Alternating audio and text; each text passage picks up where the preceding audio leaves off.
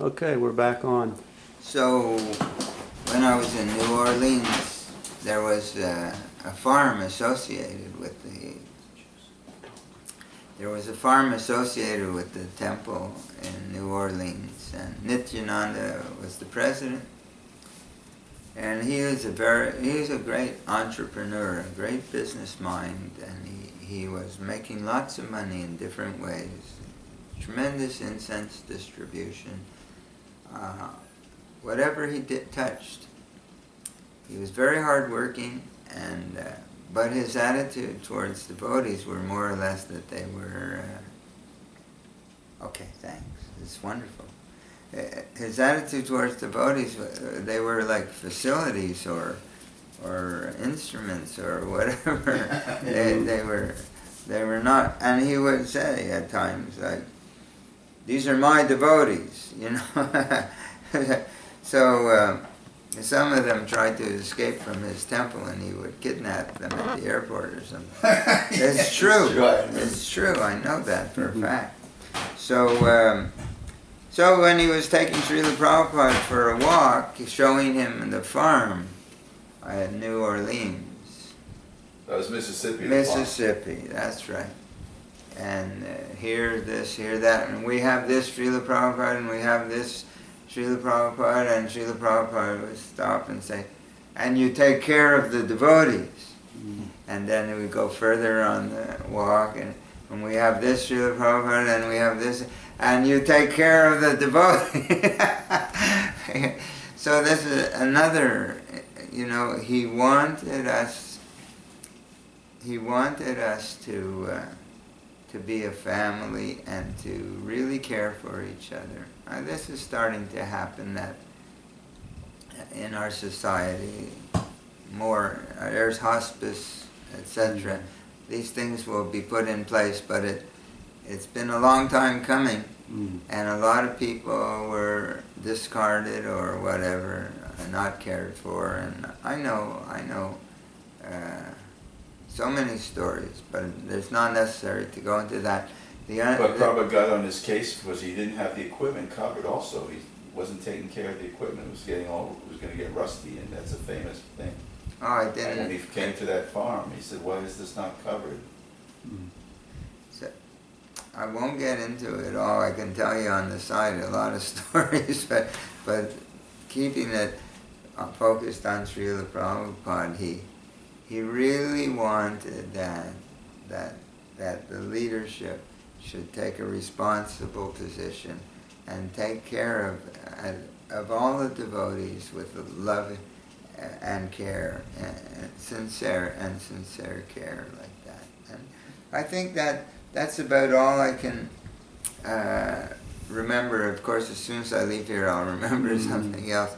But most important things that I can is that although Srila Prabhupada appears as a very formal authority figure, very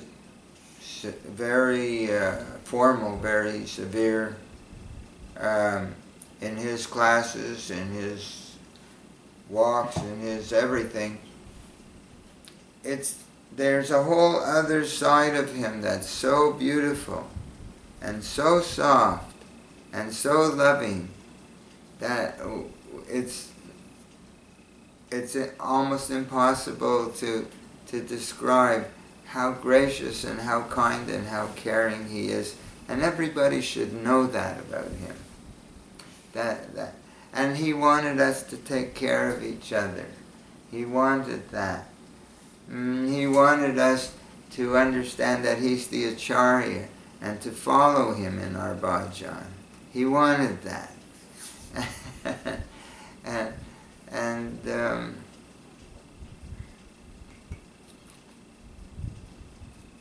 And he wanted us to be clean, cut, and or at least look like a gentleman, and not to look like hippies. And he didn't like the beards and the long hair. And he didn't. And we've come so far from all of that.